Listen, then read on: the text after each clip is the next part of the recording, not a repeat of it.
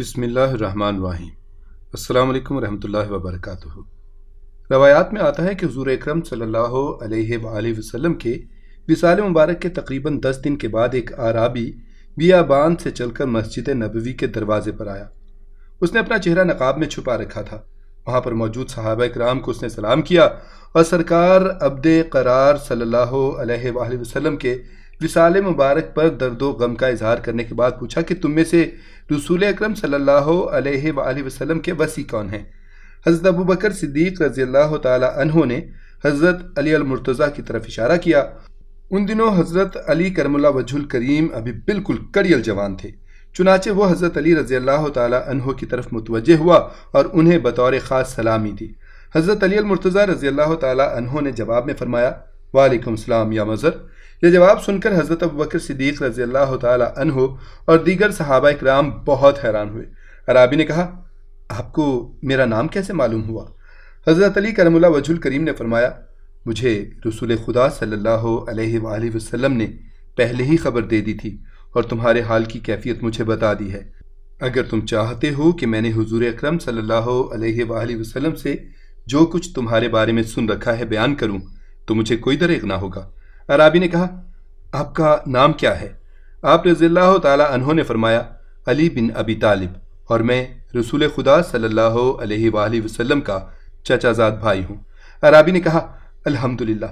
اس کے بعد حضرت علی کرم اللہ وجہ الکریم نے فرمایا،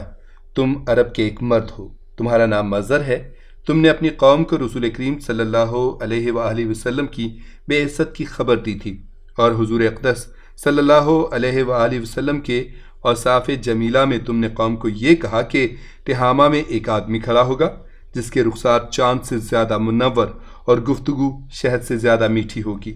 جو شخص اس کی پیروی کرے گا نجات حاصل کر لے گا۔ وہ مسکینوں اور یتیموں کا والی ہوگا، خچر پر سوار ہوگا، اپنے جوتے کو خود پیوند لگائے گا، شراب نوشی اور زنا کو حرام قرار دے گا، ناحق قتل اور سود سے منع کرے گا، خاتم الانبیاء ہوگا اور اس کی نبوت کا سکہ صبح قیامت تک چلتا رہے گا۔ وہ نماز پنجگانہ کی ادائیگی کرے گا، رمضان المبارک کے روزے رکھے گا اور حج بیت اللہ کرے گا۔ اے لوگو،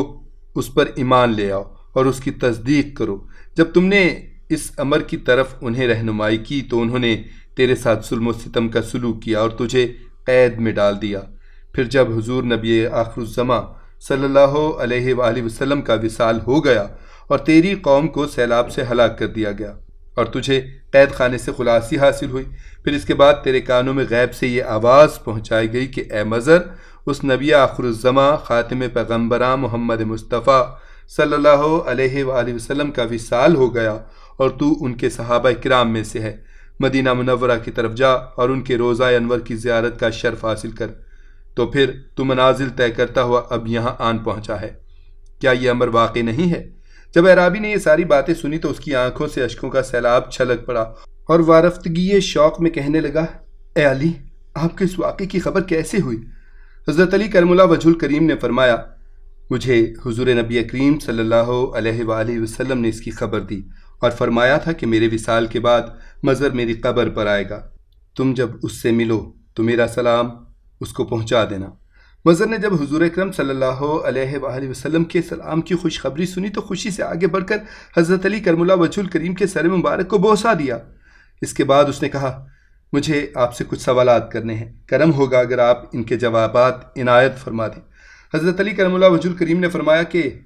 تو جو چاہو سوال کرو، تمہیں اس کی اجازت ہے۔ مظہر نے کہا، اے علی، وہ کون سا نر ہے جس کا نہ باپ ہے نہ ماں؟ وہ کون سی مادہ ہے جو بغیر ماں باپ کے موجود ہوئی ہو؟ ایسا رسول جو نہ جن سے ہو، نہ انسان سے اور نہ فرشتوں سے، نصف چپایوں اور درندوں میں سے بھی نہ ہو۔ ایسی قبر جس نے قبر والے کو اپنے ساتھ سیر کرائی ہو، ایسا حیوان جس نے اپنے ساتھیوں کو ڈرایا ہو، ایسا جسم جس نے ایک بار کھایا پھر کبھی نہ کھایا، زمین کا ایسا حصہ جہاں ایک مرتبہ سورج چمکا اور پھر آج تک نہیں چمکا اور نہ قیامت تک چمکے گا، ایسا پتھر جس سے زندے کی پیدائش ہوئی، وہ عورت جس سے 3 ساعت میں لڑکے کی ولادت ہوئی،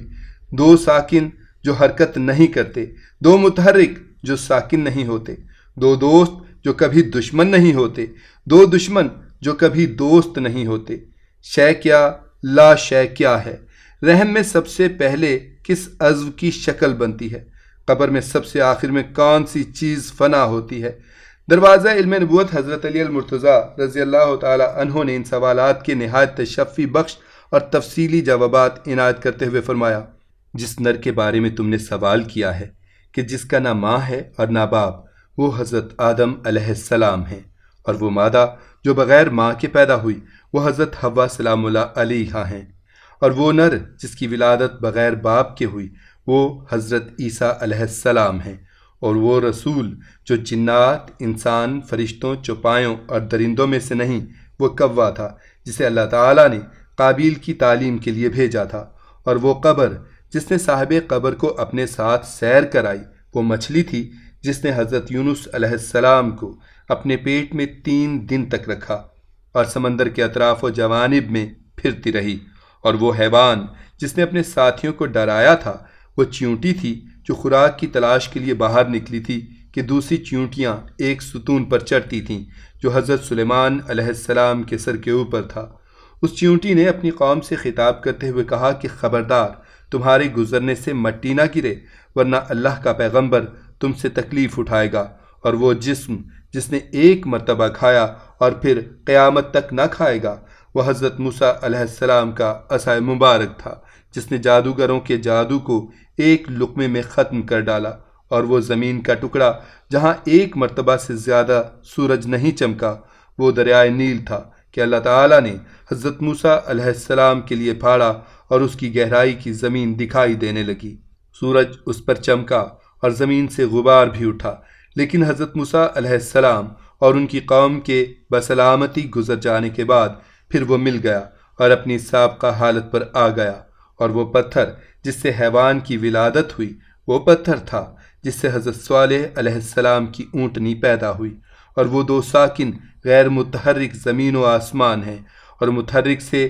یہاں مراد ایک جگہ سے دوسری جگہ منتقل ہوتا ہے، اور وہ 2 متحرک جو کبھی ساکن نہیں ہوتے وہ چاند اور سورج ہیں، اور وہ عورت جس نے 3 ساعت میں بچہ جنا حضرت مریم سلام اللہ علیہا تھیں کہ 3 ساعت میں ان سے حضرت عیسیٰ علیہ السلام کی ولادت ہوئی، اور وہ 2 دوست جو کبھی ایک دوسرے کے دشمن نہیں ہوتے وہ جسم اور جان ہیں، اور وہ دشمن جو کبھی دوست نہیں ہوتے وہ موت اور زندگی ہیں، شے مومن ہے اور لا شے کافر ہے۔ احسن اشیاء صورت بنی آدم ہے۔ رحم میں سب سے پہلے جس چیز کی شکل بنتی ہے وہ شہادت کی انگلی ہے، اور قبر میں سب سے آخر میں جو چیز فنا ہوتی ہے وہ بندے کے سر کی ہڈی ہے۔ مظہر نے جب حضرت علی المرتضیٰ رضی اللہ تعالی عنہ سے اپنے سوالوں کے نہایت تفصیلی جوابات سنے تو خوشی سے جھوم اٹھا اور آپ رضی اللہ تعالی عنہ کی پیشانی مبارک کو بوسے دینے لگا۔